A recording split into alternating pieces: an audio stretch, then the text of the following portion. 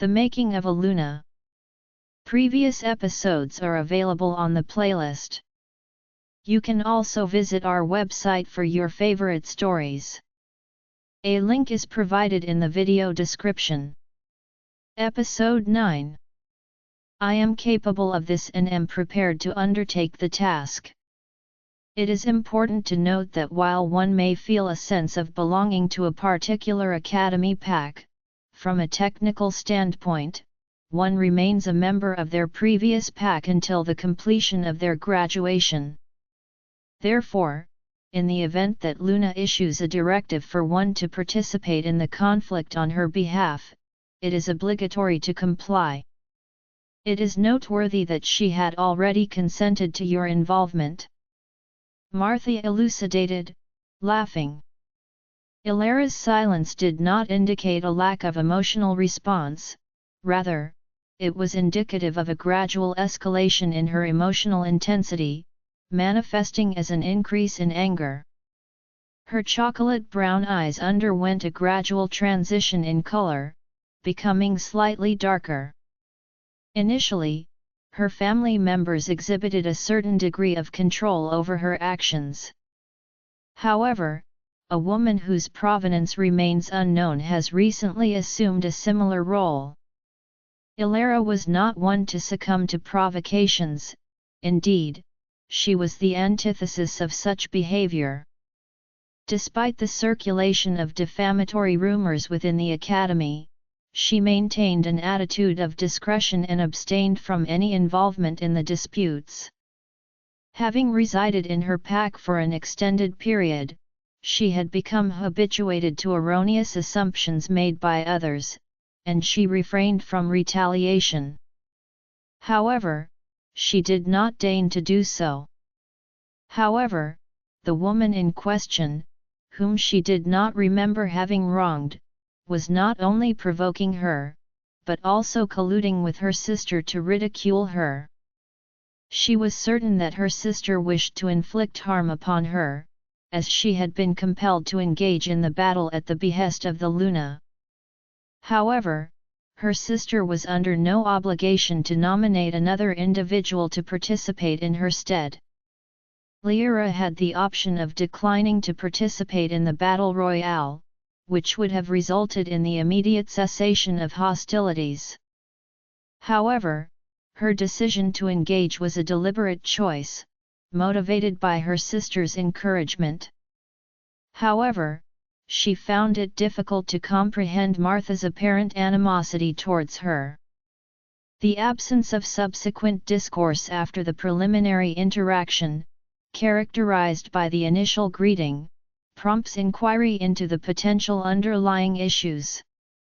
Regardless, she determined that the most prudent course of action would be to proceed with the battle and bring it to a swift conclusion. It was determined that further analysis would not contribute to a more comprehensive understanding of the situation. It is important to note that she was unable to create a disturbance, even if she had desired to do so, as she did not wish to humiliate His Highness. She was his partner for the duration of the evening, and it is highly probable that the two had already prepared and informed the officials of the battle, making it impossible to retract. Subsequently, she will relinquish her position within her former pack, thereby ensuring that a recurrence of this scenario is precluded. This was due to her oversight, as she had failed to sever the ties explicitly, whether with Karen or her pack. A more thorough examination of Martha revealed that she was a high-ranking werewolf, as indicated by her physical appearance. However, the aura she exuded did not evoke a sense of fear. The sensation was merely a tingling one, as if she were being tickled. Throughout her recollections, she had never experienced trepidation in the presence of another werewolf, nor had she ever felt compelled to acquiesce to the demands of another. The subject's neck was exposed solely in a gesture of submission, similar to the manner in which her parents exhibited their necks during pack meetings. Notably, she did not submit to the council members. The sole werewolf for which she lacked certainty was His Highness. He refrained from releasing his aura in her direction, and consequently, she was unable to ascertain his true nature. Very well, Miss Martha. The present study will examine the Battle Royale genre. It is hypothesized that both you and my esteemed sister have already selected their respective wishes. At what time would you like to commence hostilities? Elara's demeanor conveyed a sense of resignation, while her voice still held traces of resentment. What is your current opinion on the matter? Indeed, in the ballroom, the process of clearing the center of the dance floor has already commenced. Additionally, we have prepared more comfortable attire in the bathroom for your convenience. Martha expressed contentment with the outcomes, her expression conveying a smile. However, she had begun to exhibit signs of wariness towards Elara, having observed the darkening of her eyes. This elicited a physical reaction, manifesting as an increase in the hair's tension along the posterior cervical region. She expedited the timing of the battle to ensure that the king was not informed by someone of who would participate. In the event that Elara were to return and disclose the situation, perhaps by stating that she was still injured, it is probable that he would intervene to prevent a confrontation. This outcome would be highly unfavorable for Elara, as it would preclude the possibility of a battle. It was her moment to prevail, and she was determined to seize it by stepping on Elara's body or corpse, if necessary. A meticulous approach to strategy and planning was evident. Elara reflected on the implications of this phenomenon. The temporal dynamics of the planning process for such events remain a subject of interest. The ball had been in play for a mere 2 hours at that point. It has been documented that Martha did in fact vacate the table on several occasions. Initially, she endeavored to engage in discourse, particularly by addressing His Highness. However, she relinquished this effort when her inquiries remained unanswered. Her sister was characterized as a social butterfly, with the ability to engage in discourse with a wide range of individuals. In the span of a few months, a remarkable friendship had flourished. The following is a list of key elements that must be included in any discussion of this subject. Theron had begun to experience concern regarding Elara's well-being. It had been more than 15 minutes since she had departed with her sister. His eyes rapidly scanned the surroundings, seeking confirmation of her whereabouts, but he perceived that she was not in the ballroom, as the dissipation of her characteristic strawberry scent indicated. After a brief interval, a door located on the side of the ballroom was opened, and he proceeded forth from that location. Upon detecting her distinctive scent, he directed his gaze toward the door. However, he exhibited a frown when he observed her altered attire. Her attire consisted of tights and a slim t-shirt, both of which are commonly worn for physical training. He had been informed just moments prior that 2 werewolves had expressed a desire to engage in a battle royale, a proposal that had already received Varek's approval. The cleared dance floor and her altered appearance instilled a sense of trepidation in him, which was further solidified when another woman of similar appearance emerged and followed Elara inside. The subject had the audacity to. Theron articulated, accompanied by a low, guttural sound emanating from his larynx. Elias, positioned on his right side, promptly perceived the sound and followed the direction of the speaker's gaze. At this juncture, Theron endeavored to elevate himself to an upright position. Cease immediately. Refrain from going. Elias promptly intervened, utilizing the mind link to intervene. She is still injured. Theron's response was one of indignation, and Dusk expressed concurrence with his sentiments. It is evident that she has already undergone a process of healing, and it is also pertinent to acknowledge her rank in this context. She successfully managed a group of hunters, which suggests that she is capable of handling a werewolf on her own. Elias's argument was supported by valid facts. However, Theron exhibited a persistent reluctance to acquiesce. Theron is a student enrolled at Moonlight. Her disposition is one of combativeness and resilience, which are hallmarks of a born fighter. It is imperative to have faith in her. Elias employed a rational argument that Theron found difficult to counter. Theron's anger persisted, yet Elias's assertion that her first-rank wolf, despite its absence, possessed a strength far superior to that of the other wolf, held merit. The male subject's presence at the scene was also confirmed. In the event that the other woman made an error, the male subject would readily inflict severe harm upon her. Elara and Martha proceeded independently to opposite sides of the dance floor, while an announcer positioned centrally directed the event. "Gentlemen and ladies, I would like to request your attention."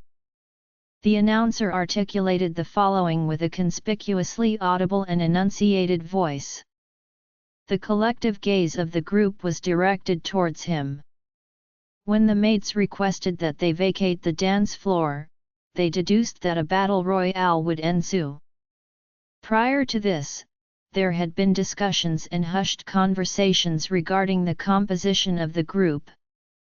The women's presence aroused significant interest, further fueling the observers' curiosity.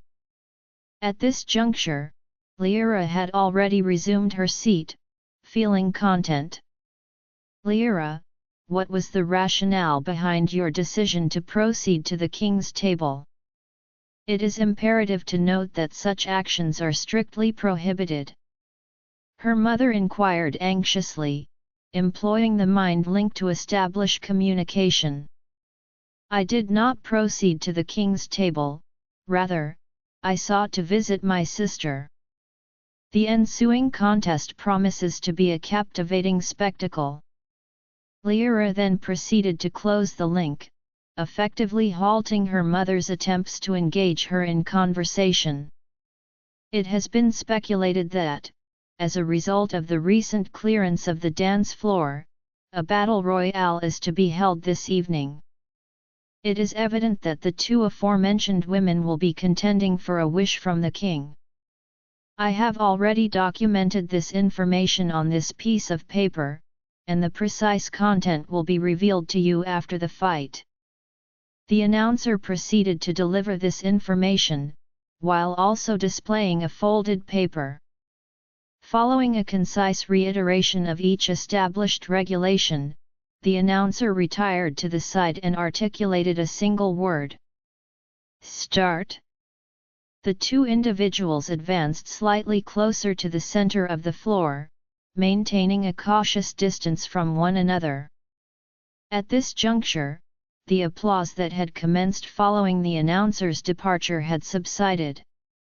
"Miss Elara, would you prefer to initiate the offensive or to allow your opponent to do so first?" Martha concurred, employing the dulcet timbre of her voice that had previously been utilized at the table. This voice was not reminiscent of the one she had previously used with Elara. Elara maintained her characteristic distance, refraining from any verbal response. Her reticence signaled an uninhibited freedom for Martha to act with impunity. Given her expressed desire to engage in combat, it would be logical to entrust her with the role of leader.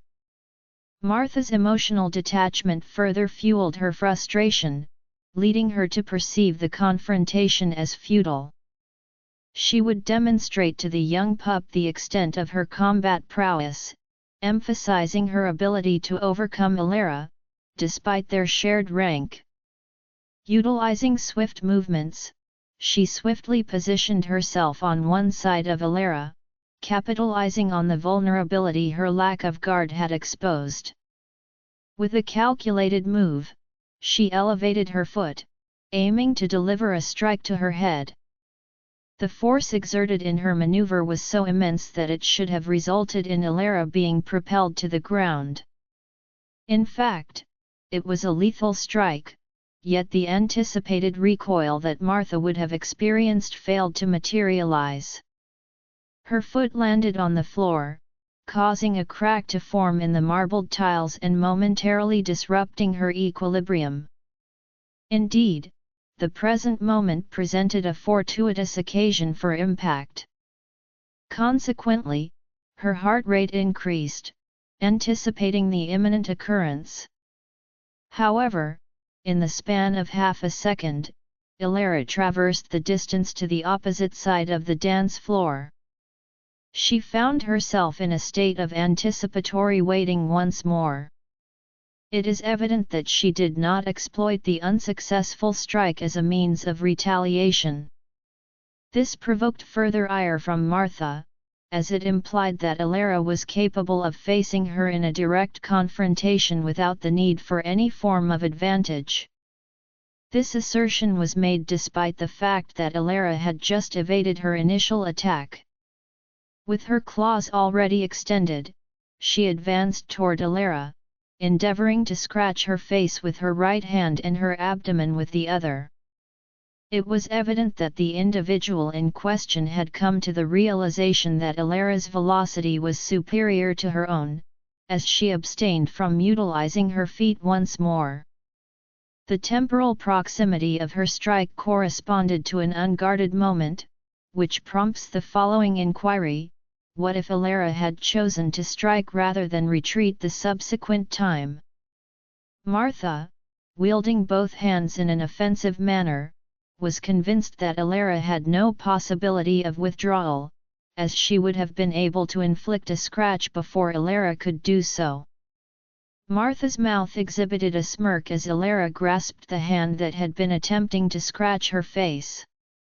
In accordance with her initial hypothesis, any woman would prioritize the protection of her face. Consequently, she extended her other hand almost simultaneously, though not to scratch Elara's abdomen.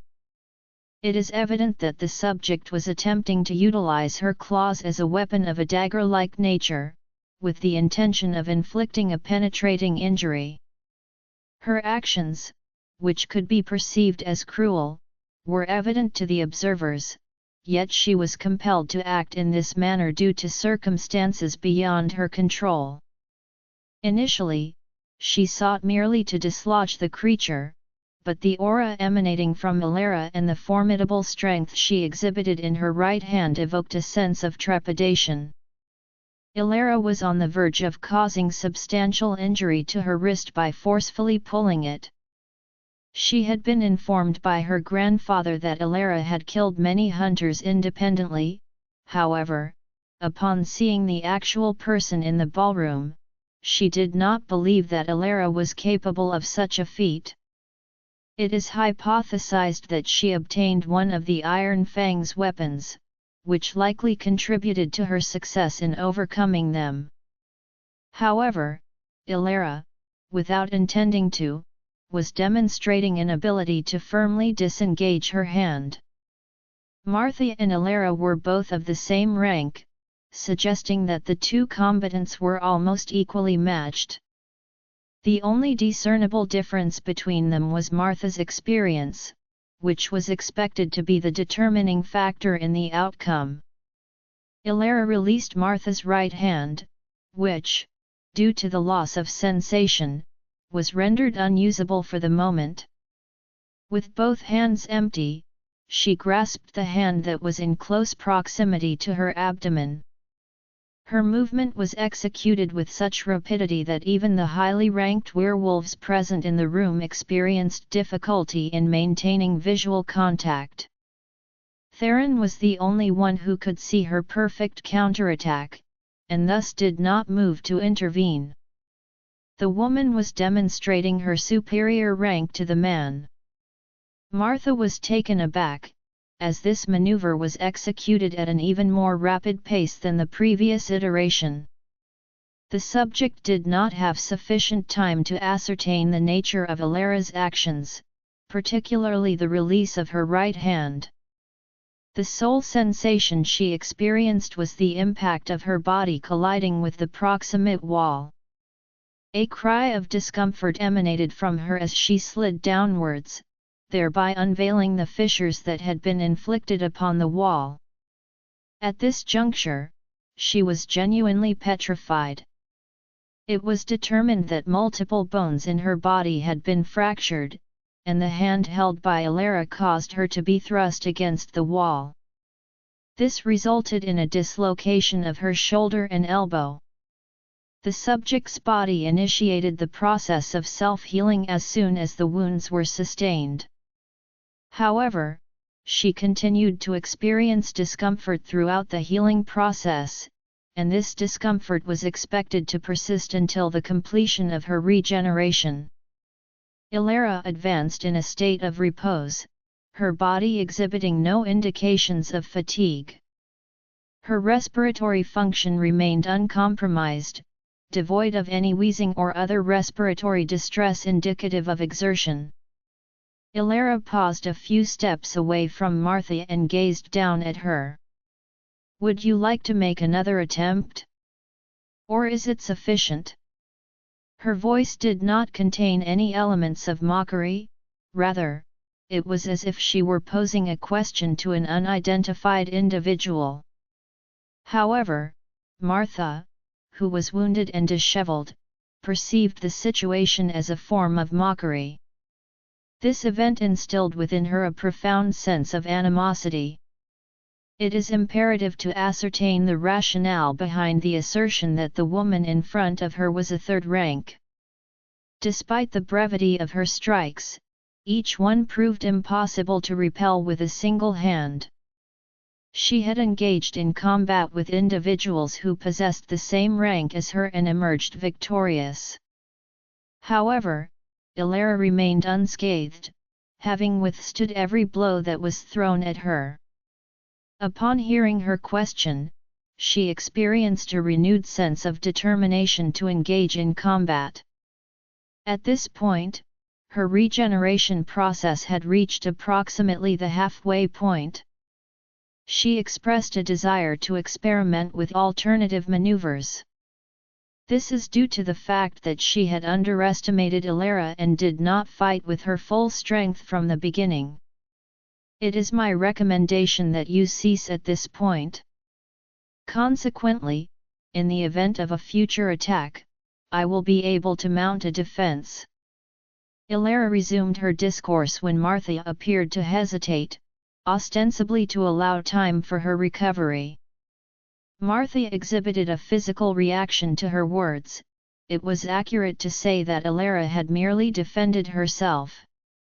It is of particular interest to consider what form her behavior might have taken during such attacks.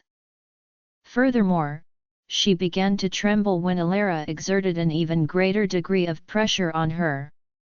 Unbeknownst to her, Martha bowed her head, showing her neck in submission. "Ladies and gentlemen, I am pleased to announce that we have selected a winner." The intervention of the announcer served to clear the minds of the crowd. It is noteworthy that the battle royale had concluded at an unprecedentedly early juncture, and the disparity in strength between the two opponents was such that it rendered the outcome seemingly inevitable. This prompted a spontaneous clapping response from all in attendance. "Therefore, it is requested that Your Highness bestow upon the winner her wish." The announcer proceeded with their commentary following the cessation of the auditory stimuli. At this juncture, Martha had already been carried away by her grandfather, leaving Elara as the sole remaining figure in the central area of the dance floor, in proximity to the announcer. Theron nodded in affirmation and awaited the announcer to unfold the paper and read its contents. The winner's prize is a date with His Highness. The announcer spoke in a booming voice.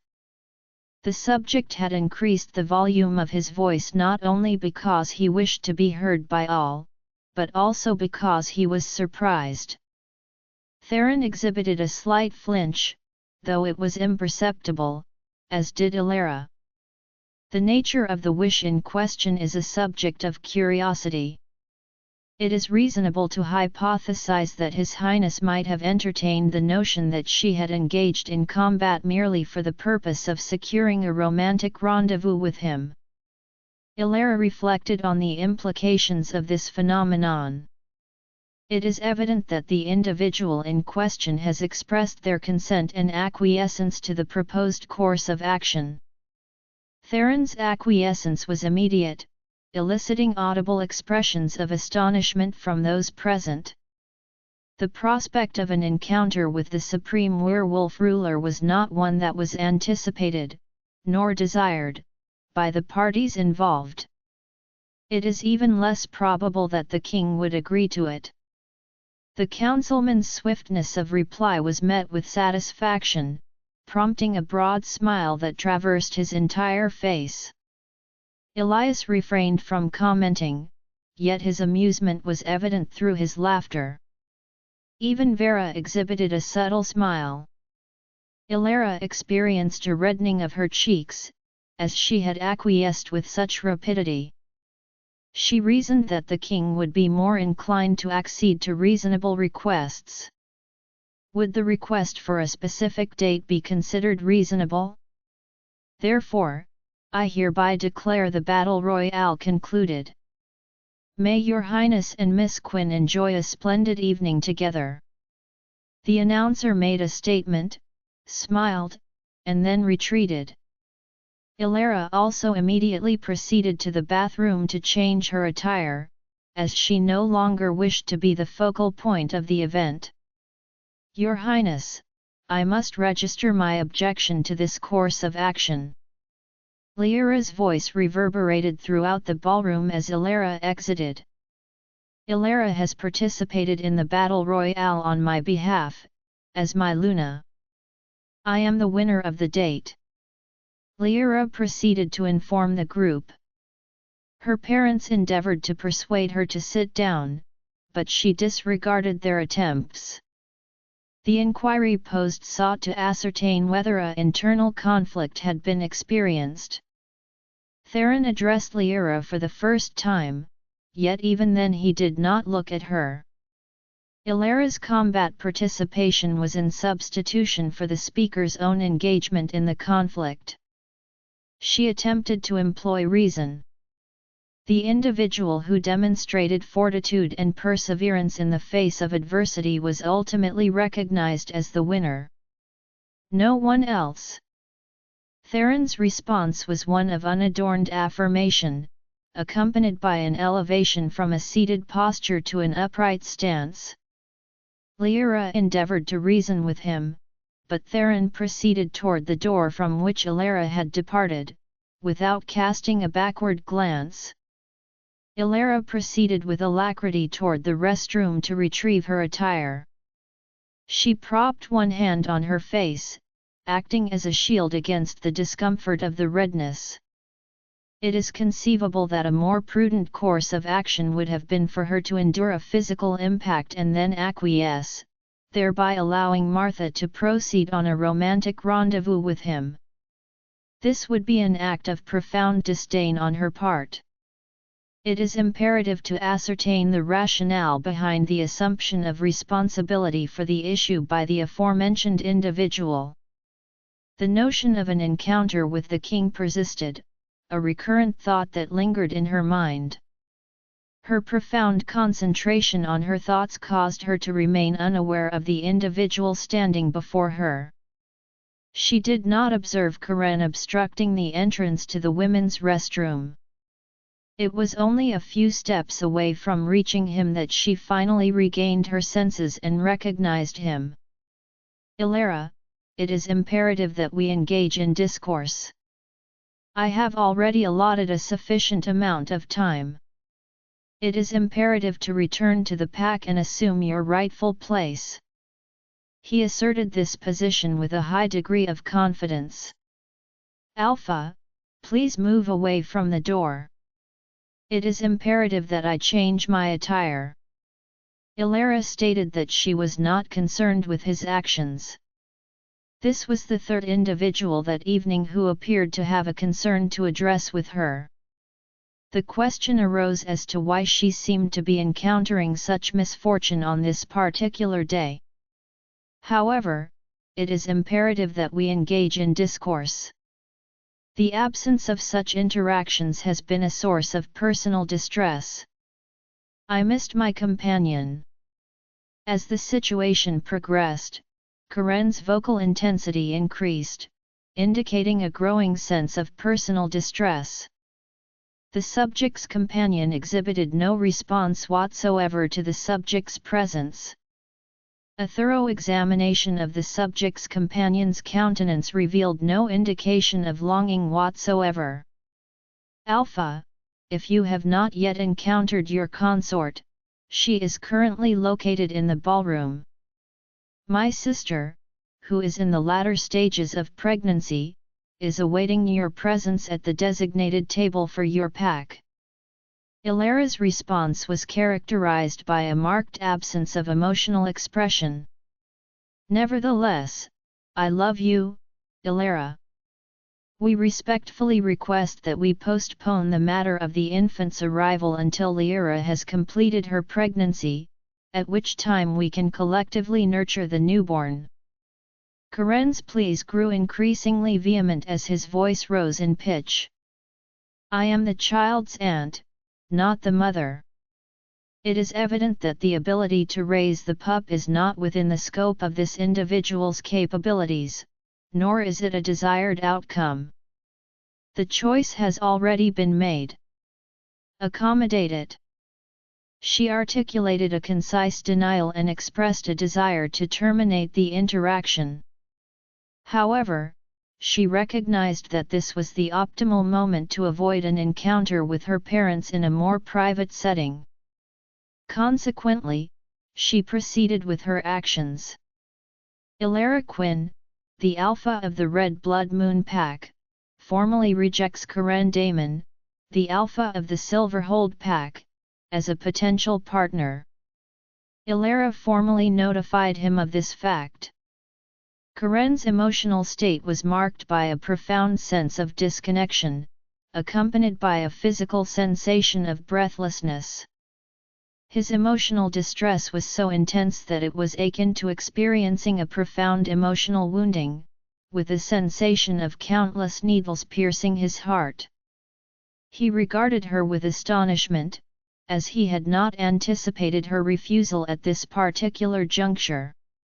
He anticipated that she would also experience a state of despondency similar to his own, yet she appeared composed and serene. In fact, Elara did not experience any emotional response when she articulated those words, although she anticipated a slight degree of emotional discomfort. "Why have you not been injured?" he inquired with a labored respiration and a hand on his chest. "Why are you not suffering as I am?"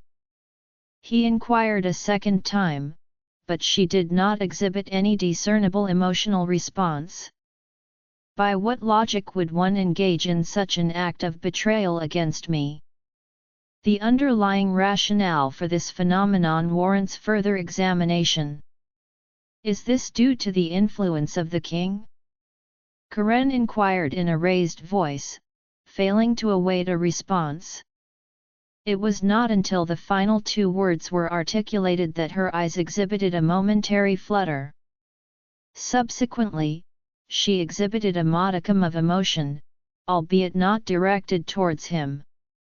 The subject's eyes exhibited a darkened appearance, and his claws were seen to have extended. The perpetrator intended to inflict harm upon the victim, seeking to cause physical injury as a result of his actions, given his inability to inflict emotional suffering. He advanced towards her with his clawed hand, intending to inflict harm, but his attempt was thwarted. He did not approach her when a shadow obscured her view. Theron's rage and alpha aura were palpable even in the ballroom. The subject's pervasive and menacing aura was having a profound effect on those present at the ball, causing them to hold their breath and bow in submission, despite not being in the same physical space. His customary blue eyes had now transformed into a deep shade of black, and his fangs were prominently visible, protruding from his mouth. The subject asserted that the entity in question was under their ownership. Refrain from making physical contact with her, as doing so may result in fatal consequences. He exhibited a state of heightened emotional intensity, characterized by the protrusion of his canines, which served to reinforce his grasp on Karen's neck with his clawed hand. At this moment, Karen was suspended in the air by his neck, with his feet barely touching the floor. Elara experienced a profound sense of disquiet upon his intervention. He referred to her as his, which caused her to experience a state of pronounced surprise. Her face immediately assumed a vivid red hue, reminiscent of a strawberry, and she felt a sudden weakness in her legs. The impact of Theron's actions on her was so profound that she remained unaware of his current activities. Karen was experiencing a rapid decrease in respiratory capacity. The force of the hold on his neck was so intense that minimal airflow traversed his throat and into his lungs. He was experiencing a struggle to obtain sufficient oxygen, which was exacerbated by the presence of a suffocating aura. He was at imminent risk of losing consciousness and potentially perishing. Fortunately, Elara recuperated from the initial shock and responded promptly, averting a potentially adverse outcome. "Your Highness, I implore you to release him," she pleaded, approaching Theron's side. However, Theron's profound rage obscured his vision, rendering him incapable of perceiving her presence. "Your Highness, I implore you to release me at once."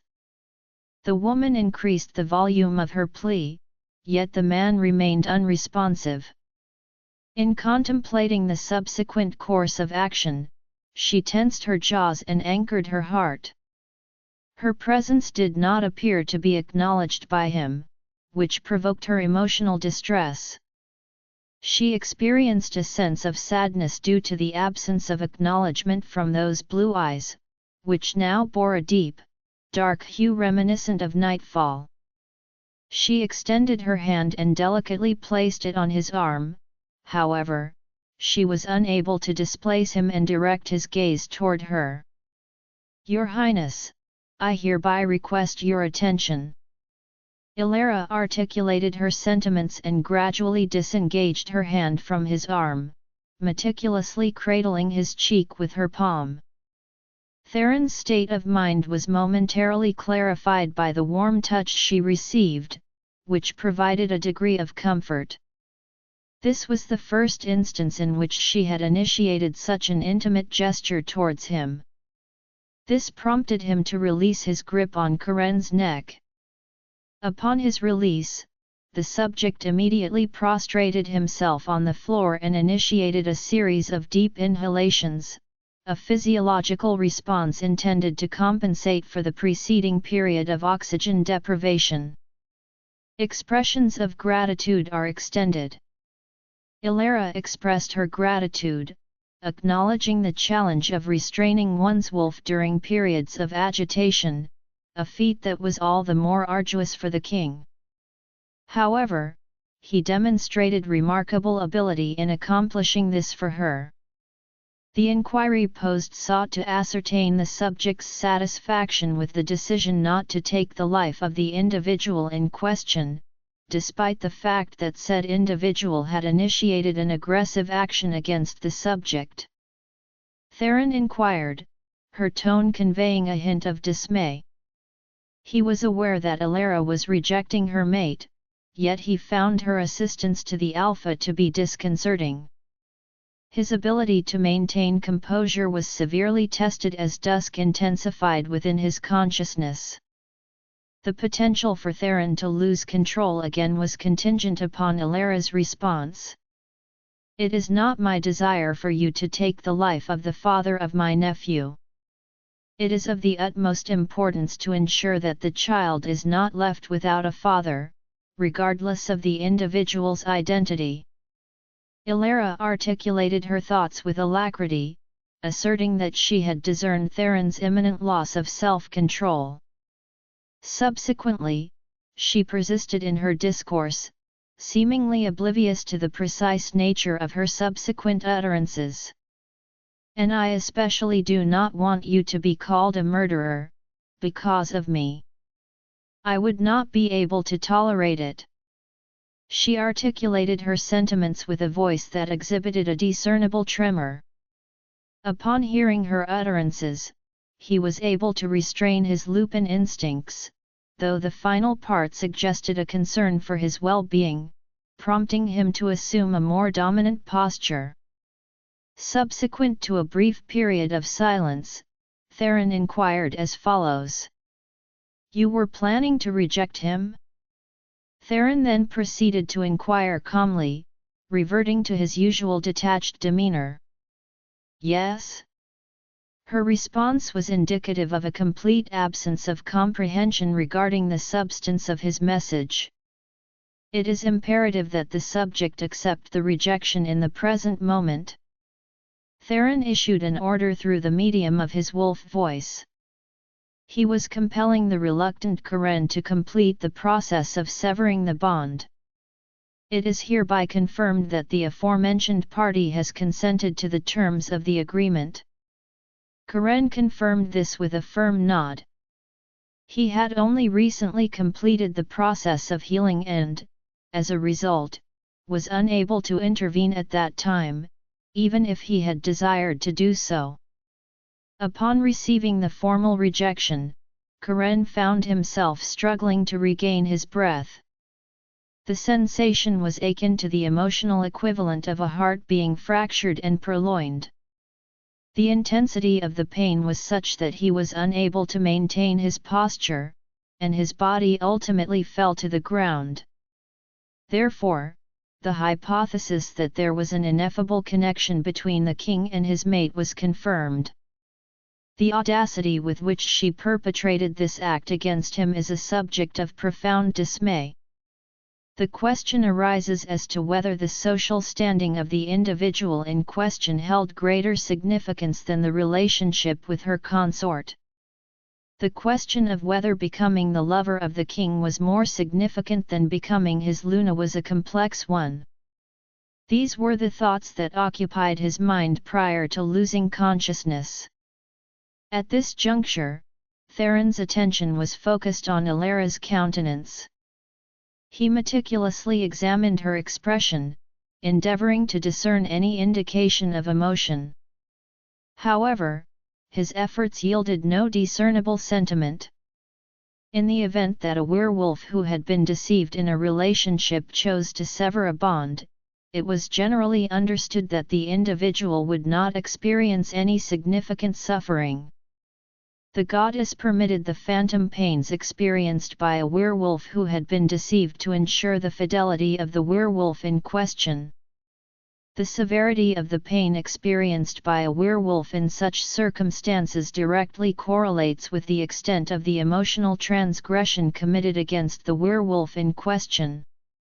Once a werewolf chooses to sever the aforementioned bond, the goddess subsequently reclaims the pain. The innocent werewolf experienced no physical discomfort, yet its mental state was susceptible to anguish if it or its partner held romantic sentiments. Elara's apparent lack of suffering indicated an absence of amorous sentiments, thereby inducing a state of composure in Theron. Elara proceeded without paying any attention to Karen, with Theron following closely behind. The circumstances had been unanticipated, yet she was gratified to have the connection terminated. She proceeded on foot until she reached the door, and then, just as she was about to enter the bathroom to change her clothes, she turned around. "Your Highness?" Elara inquired with a hint of reticence. The response was affirmative. Theron's response was immediate. "This is the restroom designated for female use." She articulated her sentiments in a subdued and delicate manner. Theron surveyed his surroundings and observed that he was on the verge of entering with her. His facial expression changed, and he promptly took a step back. "I apologize. Please proceed." He promptly offered an apology, and she observed a slight reddening of his ears. Upon hearing these utterances from the aforementioned individual, she promptly pivoted and entered the restroom, subsequently closing the door in a swift and deliberate motion. His countenance was too formidable to be discerned up close. She promptly changed into her previous attire and finally had a moment to process the events that had transpired. Theron's potential desire to provide assistance at that precise moment was thwarted by the choice of words he employed. The motivation behind the assertion of ownership over the aforementioned individual remains unclear. Despite her inability to comprehend his motivations, she recognized the imperative to depart from the palace promptly, as circumstances might potentially deteriorate beyond her control. Upon completing her attire modifications, she exited the restroom and was taken aback by the sight of Theron, who remained in the same location. He was positioned with his hands crossed in front of his chest and his back was against the wall. Fortunately, Karen's whereabouts remained unknown. Upon seeing her standing in the doorway, Theron cleared his mind and rapidly approached her, taking hold of her arm. The warmth of his hand and the tingling sensation that ran through her skin elicited a visceral reaction, sending shivers through her body. She attempted to articulate her thoughts, but the opportunity to do so was immediately thwarted as he firmly grasped her hand and began to depart. They proceeded with their conversation, walking a few steps, when she finally spoke. "Your Highness, the ballroom is located in the opposite direction." She expressed bewilderment upon observing that he was guiding her in a direction that was contrary to her present one. It was asserted that further prolongation of the stay was unnecessary. Theron reasoned. "However, Your Highness's guests have not yet departed." The domestic servants indicated that the festivities would persist until after midnight. "Might I inquire whether your presence is required until that time?" "We are departing at an accelerated rate." She articulated her point with heightened vocal intensity, all the while endeavoring to maintain pace with his substantial strides. It appeared that he wished to depart before anyone became aware of their prolonged absence. "Your significance is of greater importance. I was unaware of your history, and it was an error to bring you here." Theron expressed regret but did not decelerate his pace. Elara's sentiments were ameliorated by his expressions. It became evident to her that Theron had a certain degree of insight into the complex dynamics of her family's relationships. The subject's partner was the subject's sister's romantic partner. The subject was the subject's partner's Luna, and the subject was also carrying the subject's partner's pup. Despite this information, the subjects did not show the slightest remorse. The family unit had coalesced in a state of contentment, with her parents' tacit endorsement of their relationship evident in their shared seating arrangement, which exhibited no discernible signs of disapproval. The pair of traitors also demonstrated a remarkable degree of audacity in their pursuit of her. Her sister expressed a desire to make further use of her and her partner, requesting that she raise the sister's puppy. From their perspective, she was perceived as a convenient instrument for their purposes, as was typical. Her eyes exhibited a red hue when she pondered this matter, yet she also harbored gratitude for his thoughtful gesture. Concurrent with this sentiment was a profound sense of trepidation, stemming from the acknowledgement of her limitations and the subsequent reluctance to entertain aspirations that lay beyond her reach. This apprehension was further compounded by a sense of avarice, characterized by a yearning for that which belonged to another, despite the recognition that such desires were unwarranted. She ceased her forward motion, no longer in accordance with his direction.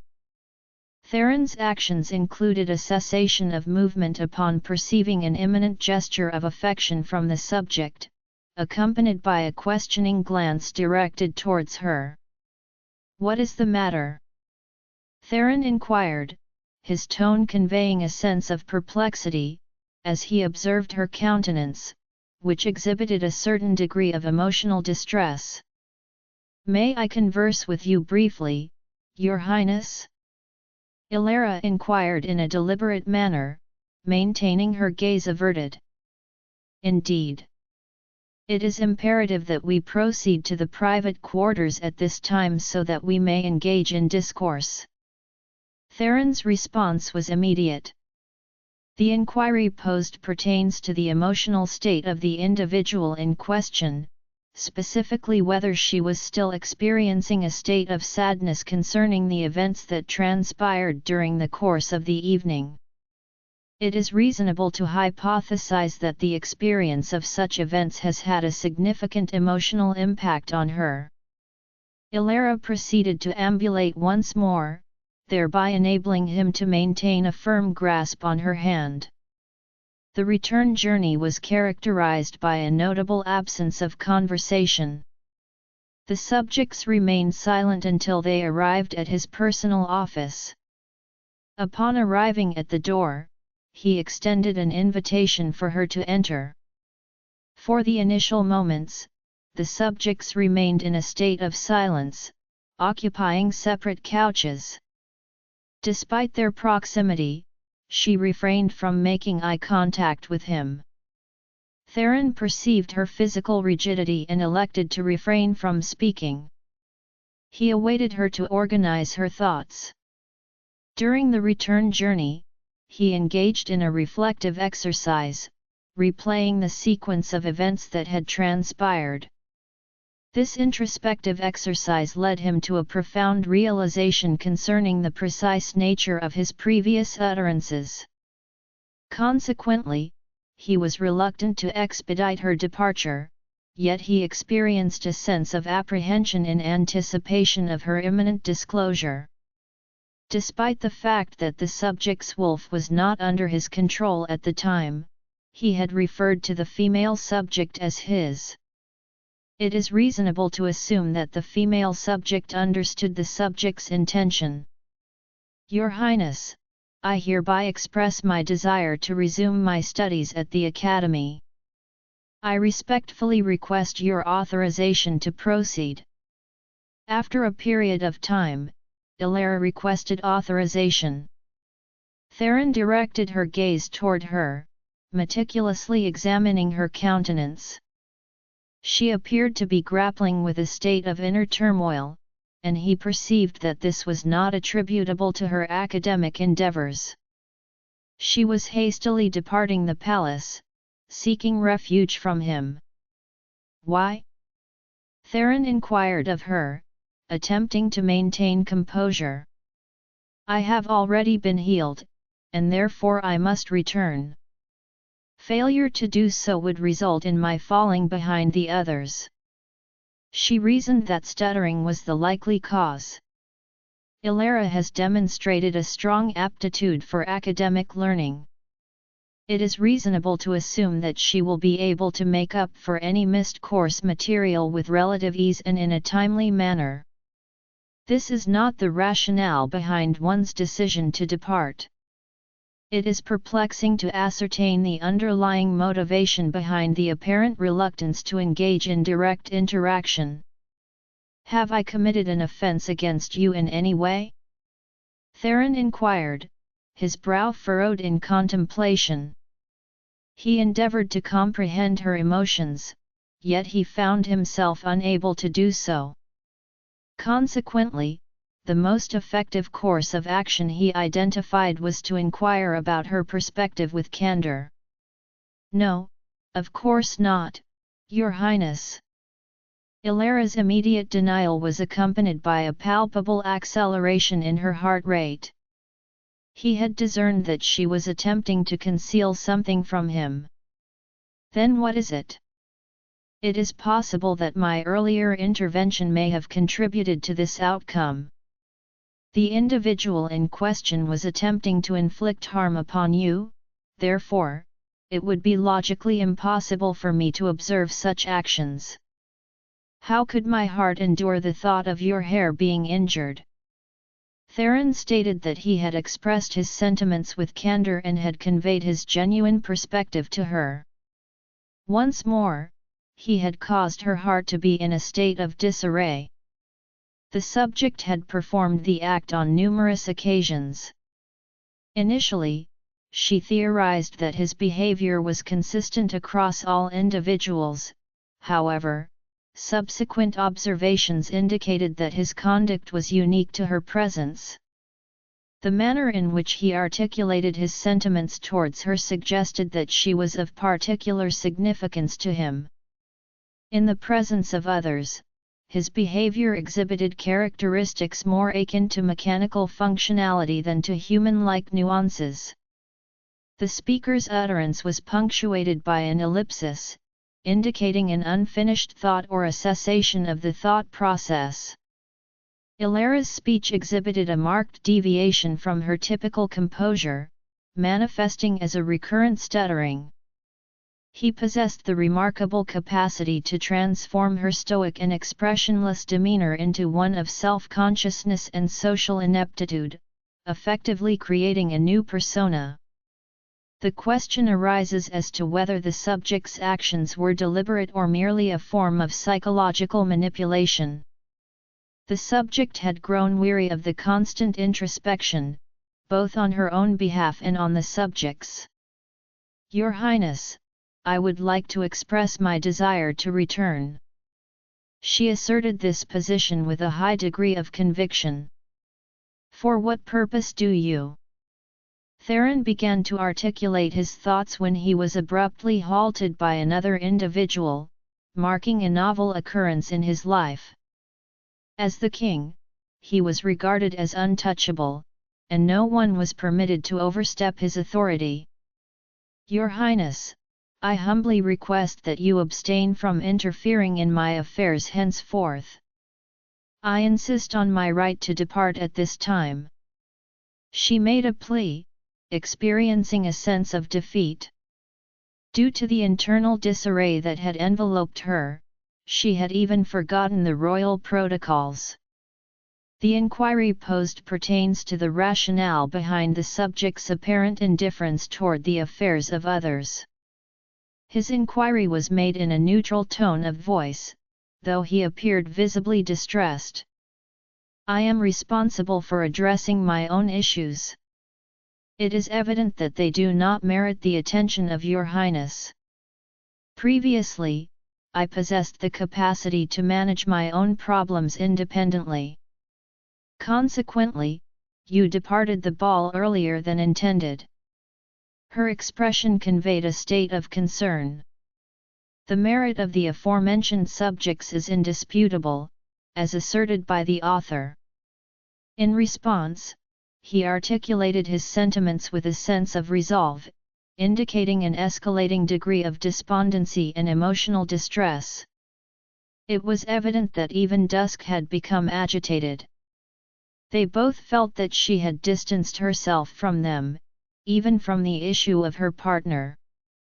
The inquiry extends to the possibility of residual affection towards the aforementioned individual, despite the initial rejection. "Your Highness, what is the motivation behind your concern? Her voice grew raspy as she inquired, and she perceived a sensation as if a lump were obstructing her throat. Do you truly not comprehend the reason for this phenomenon? Have I concealed it so effectively that you remain unaware?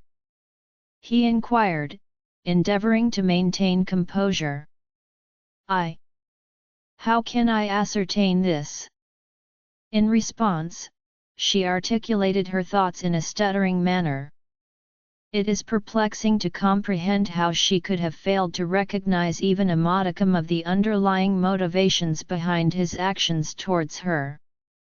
Despite her initial denial, she recognized that, irrespective of her own ignorance, he behaved differently with her than with other women. Elara, it is evident that you are aware of this fact. It is imperative to ascertain whether the aforementioned statements have been sufficiently elucidated. Should I articulate it verbally? Theron inquired further, perceiving that failure to be candid with her at this juncture would result in her future avoidance, thereby precluding the possibility of further private or public discourse. Elara, I have developed an affinity for you. This affinity is similar to that which a man might develop for a woman. Is this justification sufficient for me to assume responsibility for your affairs? Theron maintained eye contact with her. Elara found herself captivated by the sincerity in his gaze, his eyes conveying a truth that resonated deeply within her. He was dismantling the barriers she had erected around her heart. The construction of these barriers was driven by the desire to prevent further harm, akin to that inflicted upon her by her family. The inquiry posed pertains to the possibility of encountering an acquaintance in a specific location. She articulated her rational concerns, thereby establishing a valid rationale for rebuffing his affections. Despite having reached 100 years of age, the subject has not yet found a mate. Theron effectively dismissed her concerns, refraining from disclosing his suspicions regarding her two wolves, as she was unaware of his awareness of their existence. On the occasions when she wished to disclose the matter to him directly, he would invariably bring up the subject. He was also certain of his feelings towards her. The subject's emotional attachment to the female subject was such that he felt he would be unable to experience the same level of emotional connection with another woman. Furthermore, the female subject was also without a partner. The inquiry posed pertains to the potentiality of emotional states that are of a transient nature. By the second, her thoughts had become muddled, as she struggled to articulate her thoughts, her heart beating more rapidly. That is not the case. Would they be, considering you are the first woman to elicit such profound emotional responses in a century? Theron replied patiently, endeavoring to dispel her misgivings. The subject's identity is that of a king, while the speaker's identity is that of a subject, or, more specifically, a simple. As the second was underway, she began to experience a state of distress. He responded with such rapidity to her utterances that she found herself unable to formulate additional reasons in a timely manner. The subject had not anticipated the evolution of the discourse, leaving her with a paucity of counter-arguments. The initial female alpha of a pack of watchers is not a rudimentary werewolf. Theron rejected this notion with firmness, expressing displeasure at the suggestion that she was merely a rudimentary werewolf. The question was posed, what if the council or another party opposes on the grounds that I am not your rightful mate? She recollected the woman whom the elder had endeavored to pair with the king. A sense of profound sorrow enveloped her as she reflected on the circumstances concerning that particular woman. However, she endeavored to maintain a stoic composure, refraining from any visible expression of emotion. "I am the king, and I would never allow anyone to oppose me. Under no circumstances would I ever allow another person to cause you harm." He once again rejected the proposition, voicing his displeasure internally at the elderly gentleman. He had been apprehensive that Elara might regard him as a frivolous individual due to the influence of that woman. It is noteworthy that she did indeed consider this possibility. Her tongue was tied, and she was unable to articulate any further. What further elaboration could she provide? He was meticulously confirming each of the reasons she had enumerated. It is plausible that he would have considered additional reasons if she had proposed further justifications. "Have you identified any additional reasons that were not previously mentioned?" Theron was asked, and it was observed that she ceased to pose additional inquiries. While he presented a facade of confidence, Elara was privy to his internal struggles. In his psyche, he harbored a sense of desperation and disquiet similar to her own. He was concerned about the subsequent words she would use to reason with him. The question is posed as to whether the aforementioned elements are sufficient. She articulated her sentiments with a sense of bitterness and measured pace. "I am posing the inquiry once more. Have you exhausted all potential reasons?"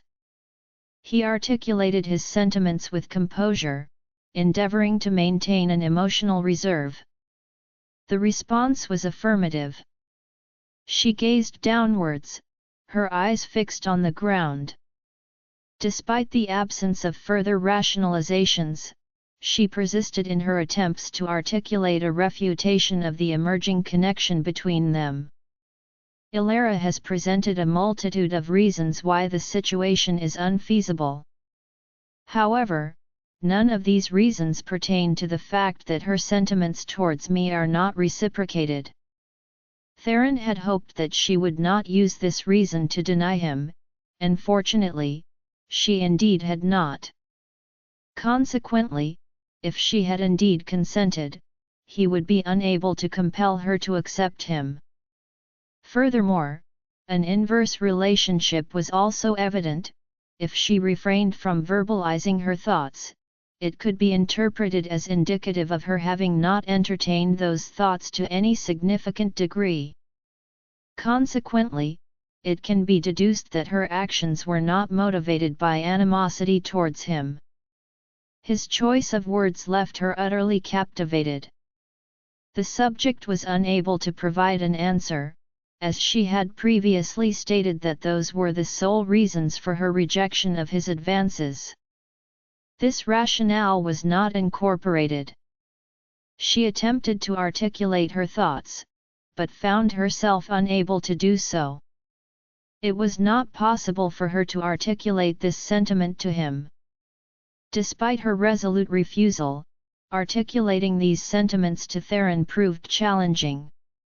Her partner had previously found it unchallenging. The process of firmly rejecting him and severing the bond was a simple one.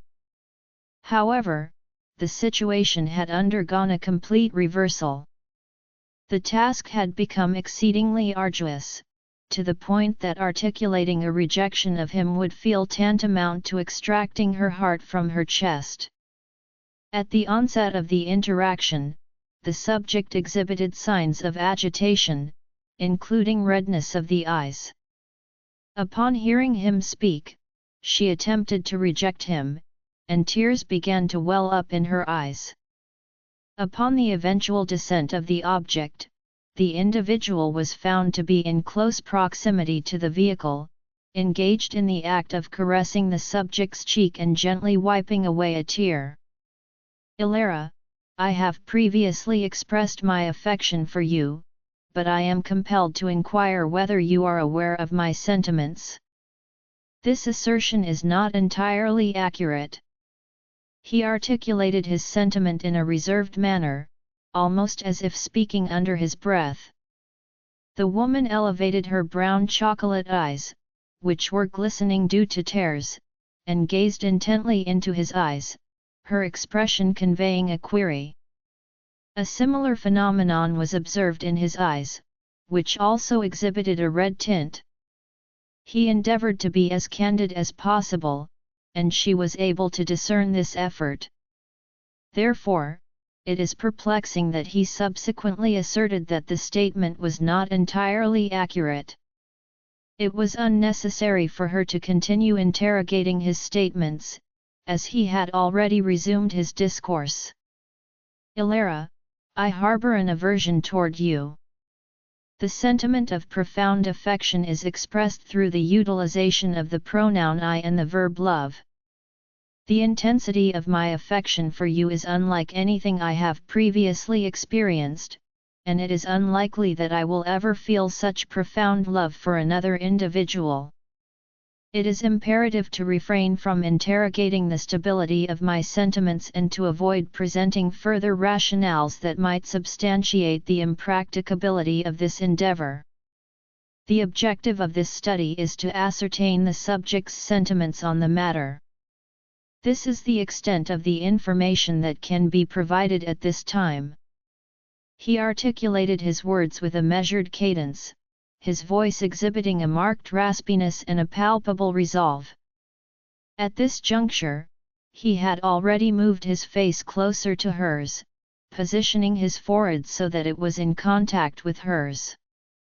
It was evident that articulating his sentiments had exerted a significant emotional strain on him, as evidenced by the manifestation of a solitary tear in Theron's deep blue eyes as he uttered the final words. The subject was the king, a werewolf who was superior to millions of his kind. He was the strongest and most powerful werewolf. For the past century, no competitor had succeeded in surpassing his achievements. He had participated in innumerable wars and had stood alone, safeguarding the entire race. The subject's facial expression did not exhibit significant emotional expression. The passage of time had seemingly induced a degree of emotional detachment, yet the subject's gaze revealed a discernible sense of loneliness and yearning. It is therefore necessary to consider the possibility that she regarded him not as a king but as a mere figurehead. It is perplexing to comprehend how she could assert an absence of love for him. Elara experienced a level of impact that was unlike anything she had previously encountered. His utterances induced a state of tremor in her heart, and his warm touch elicited shivers throughout her entire being. This event caused her to experience profound disquiet. Despite maintaining physical contact with her, he refrained from further verbal expression due to a reluctance to be rebuffed. Your Highness, I am unable to. She attempted to articulate her thoughts on the matter. Despite this, she continued to resist his overtures. She was apprehensive about embarking on another romantic relationship due to the lingering effects of past experiences that had culminated in profound disillusionment. The repercussions of her familial environment had left an indelible mark upon her psyche. He was distinct from her family, that she knew, but on a subconscious level, she was hesitant to attempt to engage with him. Knock. Knock.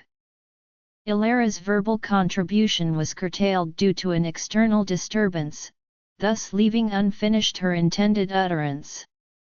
From a certain standpoint, Theron's actions could be seen as beneficial, or at least as consistent with the content of his internal emotional discourse.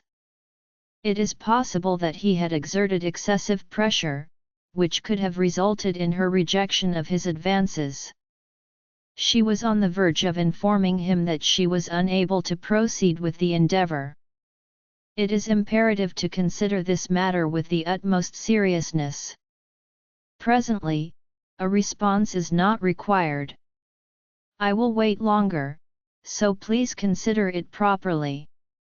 Theron then made a plea, and subsequently removed his forehead, walking to a position that was deemed appropriate. "Please enter." He then increased the volume of his voice. "Your Highness, there are issues that require our immediate attention.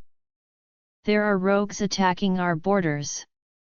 The Beta Orin was informed accordingly. It was evident that His Highness had departed from the ballroom in the company of Elara, as evidenced by the distinctive scent of their presence. It was discernible that both individuals were within the confines of his office, yet it had been many decades since the last occurrence of a rogue attack. The presence of such fortitude is indicative of an underlying imbalance. Therefore, he was compelled to inform him that he lacked the capacity to make decisions independently. "Rogues?" Theron inquired, his brow furrowed, indicating that the situation was becoming increasingly unmanageable. Despite the diligent efforts of the investigative team, no significant leads have been obtained in the preceding investigations. Initially, the assailants were hunters, and more recently, they have been rogues. There is ample evidence to suggest that a correlation exists between the two phenomena. It is comprehensible to the extent that it is acknowledged. He then addressed Orin, and subsequently directed his gaze toward Elara. The former was perturbed due to their recent discourse, yet she was also contemplating the actions of the rogues. "I will depart at this time. The remaining points will be discussed in more detail at a subsequent meeting. Despite your expressed desire to return to the Academy, it is not possible for me to grant you leave in light of the ongoing attacks by rogues. The aforementioned approach is not without its inherent risks. It is imperative that you comply with this directive." Theron articulated gently. Elara acknowledged the directive, recognizing it as a suggestion rather than an imperative. Consequently, it is reasonable to conclude that she would not exhibit a strong reluctance to address this matter. "It is imperative that we proceed immediately." Theron then issued an order to Orin, casting a final glance at Elara. 4 hours later, "Have you thoroughly vetted this physician?" Elias inquired, his voice tinged with agitation, as he endeavored to maintain composure and control over his lupin instincts. The subject's affirmation of certainty is unequivocal. The young doctor responded promptly, endeavoring to maintain composure. Following his previous treatment of Elara, Theron was impressed by the physician's aptitude and knowledge. Consequently, Elara was now under the supervision of the aforementioned physician, who had been appointed as the chief doctor and was therefore responsible for the care of the current patient. The concentration and chemical analysis we conducted verified the presence of the substance without ambiguity. "It is the same wolfsbane." The physician proceeded to elaborate on this topic. Elias was perplexed by the notion that rogues would possess weapons that were typically associated with hunters. It is noteworthy that the wolfsbane utilized in this instance was identical to that employed by the hunters on Elara, exhibiting equivalent levels of toxicity. He then proceeded to gently manipulate the muscles in his temples, releasing tension and allowing his body to experience a moment of calm. In any case, the matter at hand was not of the utmost importance. The pressing issue at the moment took precedence.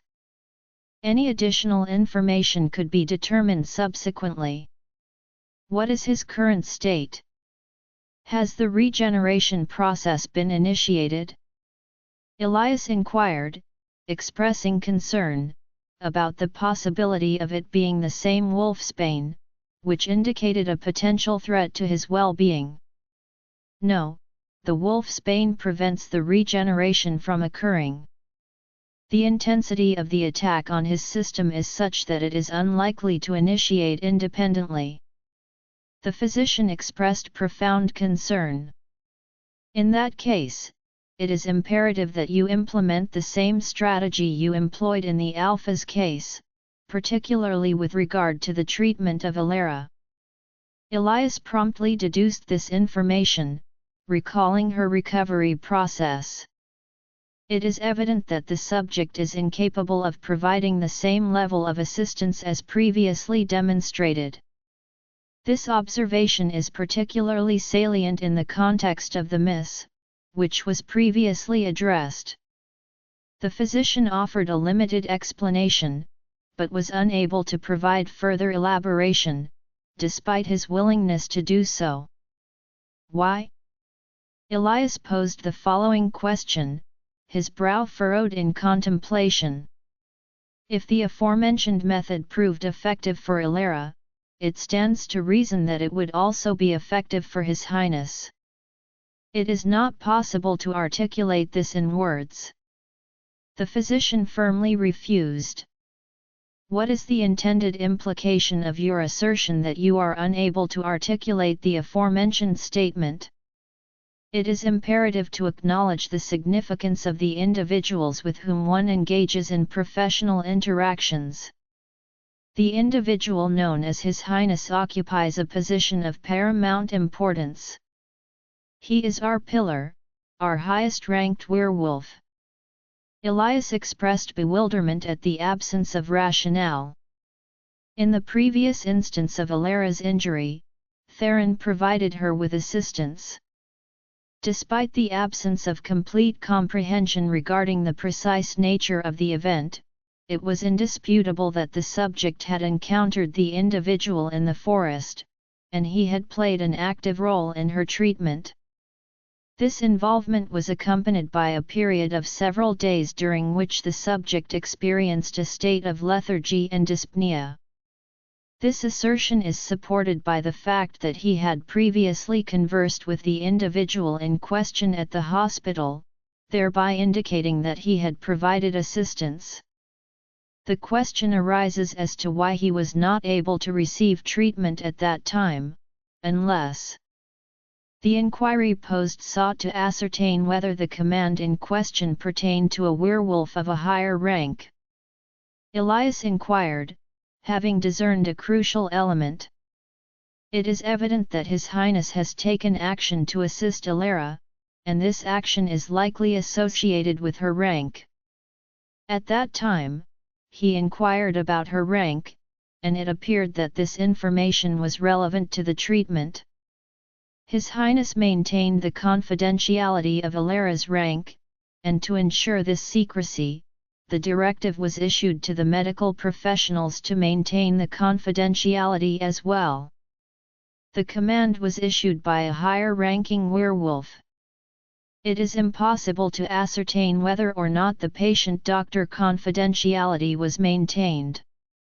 The possibility exists that there are traitors among them. The physician merely nodded, offering no verbal response. Upon receiving confirmation, Elias proceeded with haste toward the physician's office. "To which destination are you headed?" the doctor inquired with a sense of concern. He remained incapable of assisting the king without mentioning the treatment, thus reaching an impasse. The individual in question has expressed their intention to locate an individual capable of overriding the specified command. Elias's response was concise, and he did not engage in further discourse. The temporal dynamics of the situation demanded that every minute be allocated with precision and efficiency, as the opportunity to act was of the essence. The physician was perplexed, as it was unclear who possessed the authority to overrule the king's decree. It is implausible that the Alpha is the cause of the problem. However, it is noteworthy that she had previously received assistance from His Highness, which suggests that her rank was likely equivalent. In the event that it was indeed her, it would be possible for him to disclose the treatment he had undergone and request her assistance. The following text is intended to provide a comprehensive overview of the subject matter. Elara was abruptly roused from her slumber by the incessant pounding on the door. The time was nearing midnight, or perhaps it was the early hours of morning. The subject was not awakened per se. She had experienced significant difficulty falling asleep to begin with. It is more accurate to state that she was in the midst of attempting to sleep, yet she was besieged by nightmares the moment she finally succeeded in closing her eyes. She perceived the unfolding events as constituting a truly calamitous occurrence. Therefore, the auditory disturbance in proximity to her residence served as a corroboration of her apprehensions. At this time, it would have been highly unfavorable for someone to search for her. She promptly exited her bed and proceeded to open the door. Given the nature of the location, she proceeded through the doorway with minimal concern. The royal palace was considered to be the most secure establishment in the area. The uninvited admission of outsiders was strictly prohibited. The utterance of the word "yes" is confirmed. She promptly stated this as she opened the door. "Elara, I am in need of your assistance at this very moment. Your presence is of the utmost importance, therefore, I would greatly appreciate your company." Elias inquired of her in a concise manner. He perceived that he lacked the necessary time to remain and provide the necessary details regarding the required course of action. He would discuss the matter at a later time, once they were in the presence of the doctor. The subject's eyes exhibited signs of concern. It is imperative to ascertain whether the occurrence of these events can be attributed to the actions of the rogues. "Undoubtedly," she promptly responded. She did not interrogate him, as he occupied a position of significant authority within the kingdom. In the event of his arrival to retrieve her, it is reasonable to infer that the nature of the event was of an urgent nature. Due to feelings of concern, she elected not to change out of her pajamas, opting instead to carry only her overcoat. Despite the presence of indoor slippers, which were characterized by their fluffy nature, she did not opt for regular footwear. Elias refrained from offering commentary on her attire. It was evident that no time should be squandered. Elara's pulse rapidly accelerated from the moment she beheld the hospital. The volume increased progressively until the subject's arrival at the physician's office. In the recesses of her consciousness, she harbored grave concerns. "Elara, it is imperative that Dr. Varys treat His Highness, as he sustained severe injuries during this evening's attack by the rogues. The doctor is unable to provide treatment to His Highness unless the order he has issued is rescinded by a higher-ranked werewolf." Elias articulated his perspective with alacrity. Elara directed her gaze at Elias, then at the young physician he was indicating. Her countenance evinced a profound sense of concern upon hearing of His Highness. "How so?" "He is the strongest of all of us." Elara's response was marked by a palpable sense of concern. "I am aware of that fact, but the rogues were in possession of weapons utilized by hunters. This occurrence was unprecedented, and as a result, adequate preparation was not possible. The issue lies in the fact that His Highness was struck by wolfsbane bullets, akin to the incident that occurred to you several weeks prior. It is evident that he provided assistance in the past, yet he has formally requested that the doctors not extend their services, thereby precluding them from providing the same level of support as they did previously. The only method by which we can ascertain the actions of the subjects in question is to grant Dr. Varys authorization." Elias stated that he was also subject to the directives of a superior-ranking werewolf, thereby precluding him from explicitly instructing her to rescind the order.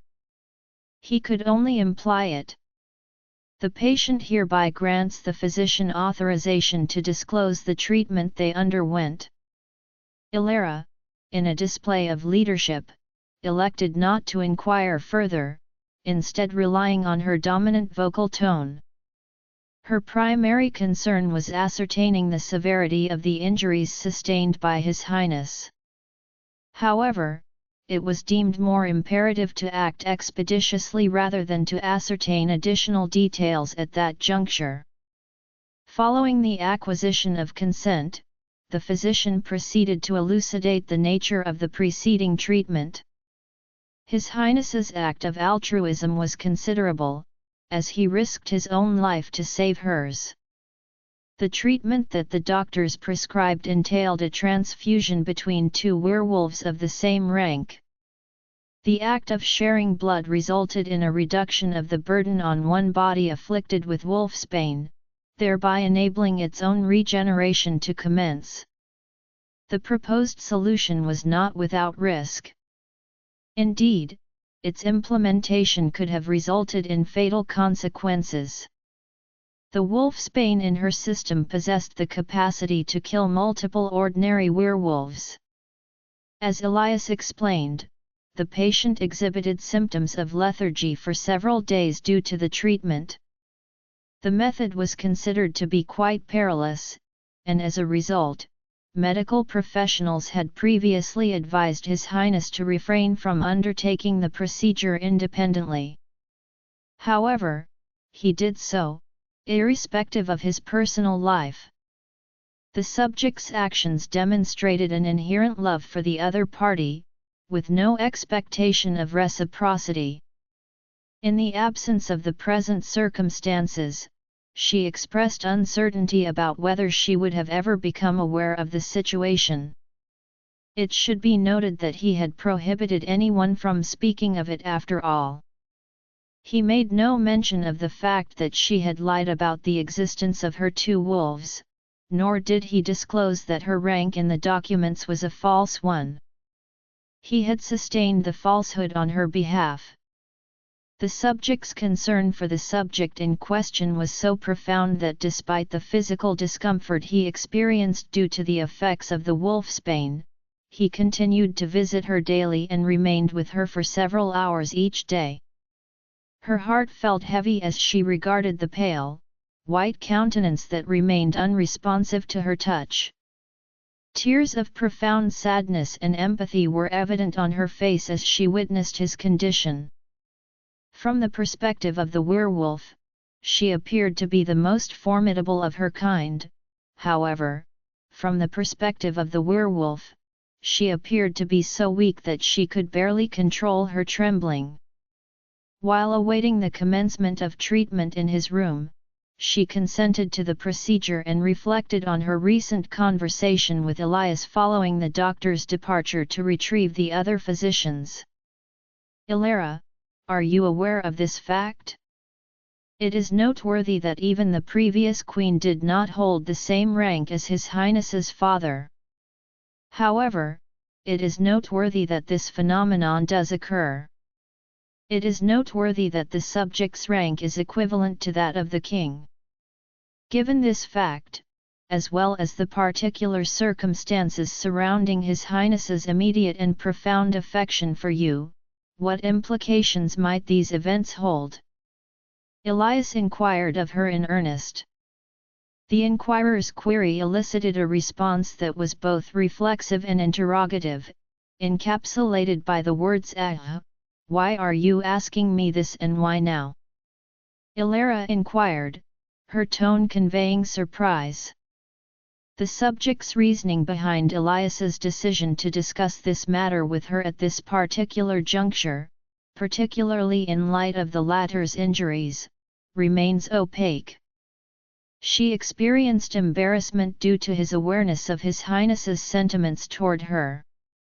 "You are a person of considerable intelligence, yet you are also rather naive and imprudent with regard to His Highness. It is possible that you are attempting to appear this way. Do you not consider the possibility of becoming His Highness's partner? Elias inquired, maintaining a serious countenance.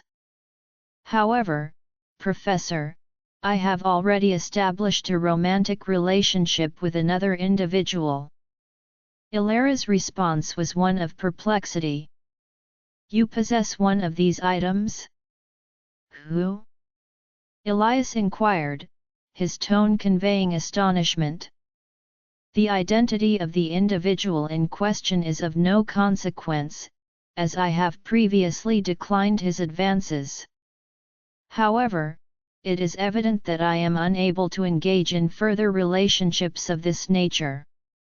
A werewolf has only one mate for life. The assertion that a typical werewolf possesses only a single wolf-like trait is indeed valid.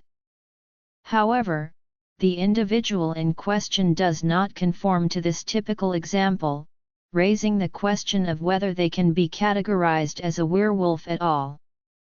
Elias posed a rhetorical question to her, maintaining eye contact. And let me inquire further. Did both of your wolves suffer when you rejected your mate? The inquiry provoked her to ponder the matter. At that juncture, Naira was the sole individual to respond to her partner, while Sable remained unresponsive. It was hypothesized that Sable was also experiencing discomfort, although she did not overtly express such sentiments. It is evident that you have discerned a certain realization. Is that a correct assessment? In point of fact, it was only the fourth-ranked wolf that suffered. The first-ranked wolf was not affected, as the first mate was not hers. It is conceivable that the aforementioned individual is also your consort. However, Sable has not alluded to the matter. It is probable that she would have desired her partner to be present. Elara, from the moment His Highness encountered you, he experienced an amorous sentiment, and even his wolf, Dusk, harbors a strong affinity for you. As previously indicated by His Highness, the subjects in question both expressed sentiments of camaraderie, albeit with the caveat that this bond is exclusive to the human aspect of the individual in question. It is acknowledged that Sable is not frequently released. In the event that the woman in question did not disclose her identity during the period in which you were in the company of the individual referred to as His Highness, it is probable that she is unaware of the situation. However, it is also possible that she possesses a different motivation for her actions. While the timing is not optimal for such a query, it is strongly recommended that you subsequently inquire about her well-being. It is evident that Theron possesses a superior degree of expertise in combat, thereby demonstrating a higher level of proficiency compared to his peers. Despite the toxicity of the wolfsbane, it was reasonable to assume that he would have been able to evade the bullets. However, his behavior since his arrival at the borders indicated a state of disorientation and agitation. Initially, it was hypothesized that the source of the subject's distress stemmed from the presence of rogues. However, upon further introspection, it is now posited that the underlying cause of the subject's distress is in fact attributable to the individual in question. Elara was aware that prior to his departure, Theron was in a state of emotional distress, and she was on the verge of rebuffing his advances. Miss Elara, we are prepared. Kindly recline on the bed. The doctor's intervention constituted an abrupt interruption to her reminiscence. In accordance with the counsel of Elias, she once again convened the medical professionals and issued instructions to refrain from disclosing the nature of the treatment or the severity of the injuries sustained by His Highness. It was not evident to any of the individuals present that the king had sustained an injury. Presently, The only medical professionals present in the room were the doctors. She acknowledged the instructions and listened to the subsequent directives. Shortly after the intravenous drip was connected to her hand, his blood rapidly entered her body, resulting in paralyzing pain. The pain was so intense that she was on the verge of crying out, but she restrained herself, suppressing the urge to scream. Her face exhibited a marked pallor, and she experienced a sense of imminent syncope. "Shall we cease the activity, Elara? Is this a challenge you are prepared to undertake?" Elias inquired, expressing concern that his primary concern was the well-being of the king, while Theron's primary focus appeared to be Elara. In the event that such consequences were found to be irreversible, Theron would be unable to extend forgiveness to those who participated in his treatment. At present, he was a tranquil individual, albeit one marked by stoicism and seriousness. However, he was acutely aware of his own ruthlessness when provoked. The subject demonstrated a positive attitude, asserting their ability to manage the situation effectively.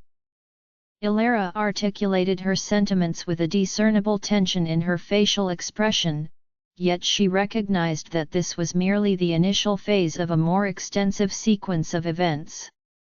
As blood flowed through her body from him, she experienced a heightened risk of losing consciousness or even death. Pay close attention, everyone. Regardless of the circumstances, the treatment for His Highness is ongoing until his recovery is complete. It is imperative to note that no individual is permitted to intervene under any circumstances.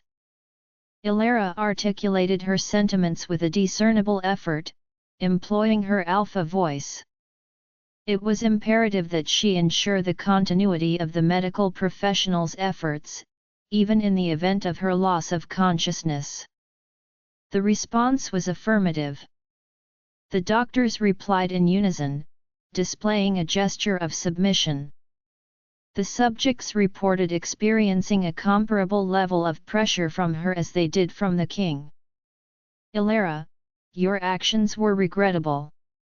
Elias articulated his concerns, stating that he was unable to halt the impending consequences of potential misfortunes. Elara's smile, though slight, did not elicit a response. The woman had exhausted her reserves of physical and mental strength, and was no longer capable of articulating her thoughts with clarity. She merely turned her head toward Theron's bed and gazed at his pallid, bloodless countenance. A mere few hours prior, she had observed the countenance of the individual in question, which had been characterized by a pallor that was accentuated by the presence of a subtle reddish flush. This peculiar appearance was attributed to the application of a facial cosmetics known as blush. A mere matter of hours prior, she had observed the same countenance asseverating its profound affection for her. A mere few hours prior, she had observed the now silent countenance of the individual in question exhibiting lacrimation. A mere few hours prior, she had observed the countenance, now devoid of expression, visibly trembling in anticipation of her potential rejection. A mere matter of hours prior, she was on the verge of repudiating that self-same countenance, rebuffing the potential for felicity and a shared future between them.